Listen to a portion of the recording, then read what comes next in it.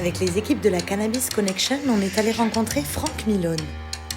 Installé à Angers, il est l'un des pionniers français du cannabis thérapeutique. Il espère, avec son projet nommé La Fleur, devenir le premier producteur français de cannabis médical. La production d'abord et la recherche après, on a tout faux. Parce qu'ils vont faire quoi les chanvriers? Ils vont produire 5 tonnes de fleurs et on va en faire quoi?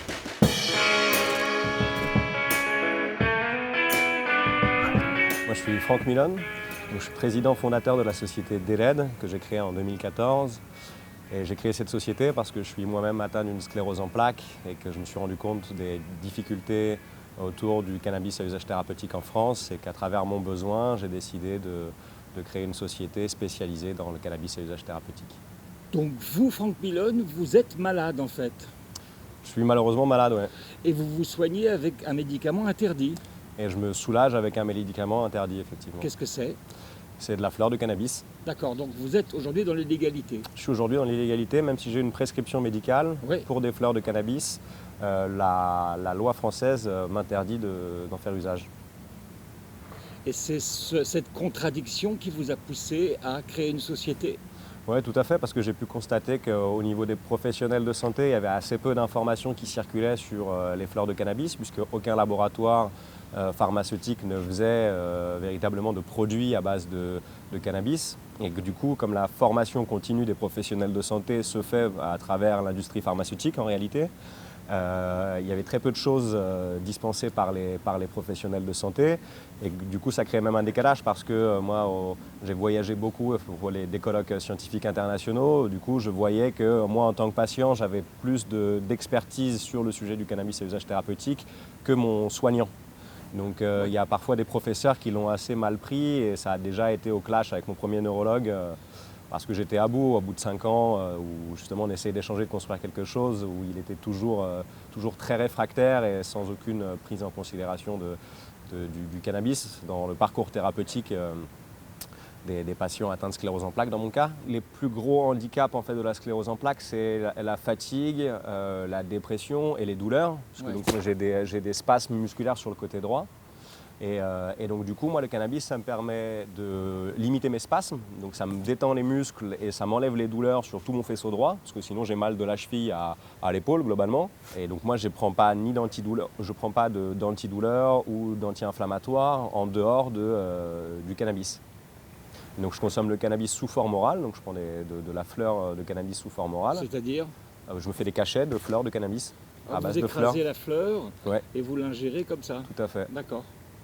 Et en vaporisation également pour plus sur la partie sur les pics de douleur, et le sommeil. D'accord. J'ai créé la société en 2014 et on a pu démarrer le premier essai préclinique en 2018. Donc en 2018, avec un laboratoire public, on a commencé à évaluer le potentiel du cannabis sur des traitements du cancer. Et donc aujourd'hui, la société évolue sur ses recherches précliniques. Donc on va aller sur un deuxième essai préclinique sur le modèle animal. Et puis on prévoit un premier essai clinique sur l'humain en 2022. Franck Milone, est-ce qu'on peut évaluer le marché du cannabis thérapeutique en France? En 2030, les perspectives, c'est entre 3 et 10 milliards. Cannabis thérapeutique? Ouais. En France? Ouais. D'accord, donc c'est énorme. Ça concerne combien de personnes?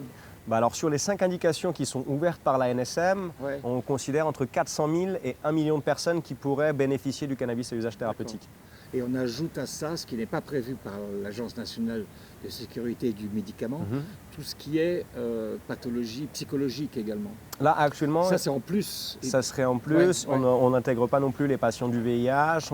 Il y a plein de maladies rares qui ne sont pas incluses et qui pourraient bénéficier du cannabis. Ce qui est intéressant aussi, c'est que votre société a levé pas mal d'argent.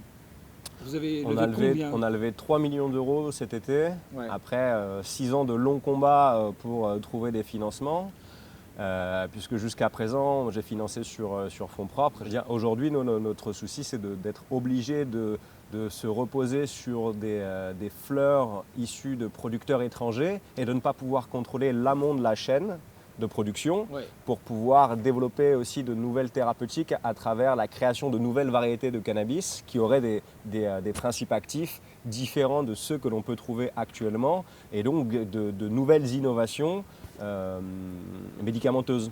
Puisque le cannabis, c'est 400 molécules et que toutes les molécules ont des activités différentes. Il n'y a pas que le THC ou le CBD. Qu'est-ce qu'on vous dit? On nous dit qu'actuellement, le Code de la santé publique ne nous permet pas certaines opérations et qu'il faut encore changer la loi pour pouvoir aller plus loin dans les activités en France. Même en médical, on ne peut pas faire de recherche aujourd'hui en France? On peut faire de la recherche à partir de fleurs importées. Donc on ne peut pas La fleur, c'est produire... juste la tête de la hein, C'est la de tête la fleur de la cannabis, plante. ouais. On ne peut pas produire de fleurs de cannabis pour mettre en place de la recherche préclinique et clinique derrière. D'accord, ça ne vous met pas en colère, vous? Bah si, moi c'est pour ça que je me bats depuis 10 ans, donc tous les jours je me bats pour faire avancer les choses. Donc oui, je suis en colère que le système soit aussi lent à changer. Mais ça nous donne envie de bouger les choses, de faire bouger les choses. Je vais vous servir un petit peu de café. Volontiers. En période de confinement, il n'y a plus de café. Ah bah voilà, vous avez la dernière. Allez-y. Merci.